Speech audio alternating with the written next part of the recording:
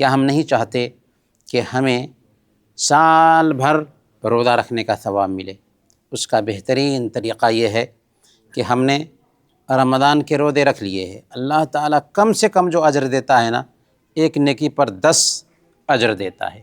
تو رمضان کے ایک مہینے کے روزے رکھے، گویا کہ 10 مہینے کے روزے ہو گئے۔ اب 2 مہینے کے روزے باقی رہ گئے ہیں۔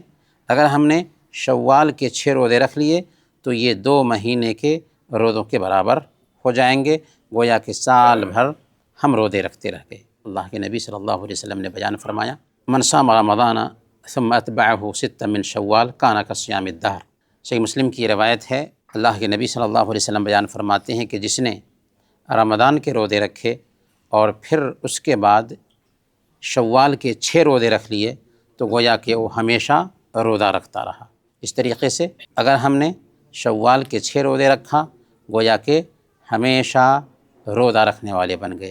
تو ہمیں چاہیے کہ جیسے ہم نے رمضان کے روزے رکھے ہیں ویسے ہی شوال کے مہینے میں کبھی بھی اگر چاہیں تو سوموار اور جمعرات کو، کیونکہ سوموار اور جمعرات کو ویسے بھی اللہ کے نبی صلی اللہ علیہ وسلم روزے رکھتے تھے، تو سوموار اور جمعرات کو بھی رکھ سکتے ہیں، گیپ کر کے رکھ سکتے ہیں، لگاتار رکھ سکتے ہیں۔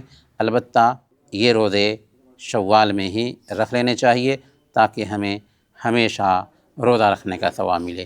اللہ تعالی ہم سب کو ان باتوں پر عمل کرنے کی توفیق عطا فرمائے۔ آمین و صلی اللہ علی نبینا محمد وعلی آلہ وصحبہ اجمعین۔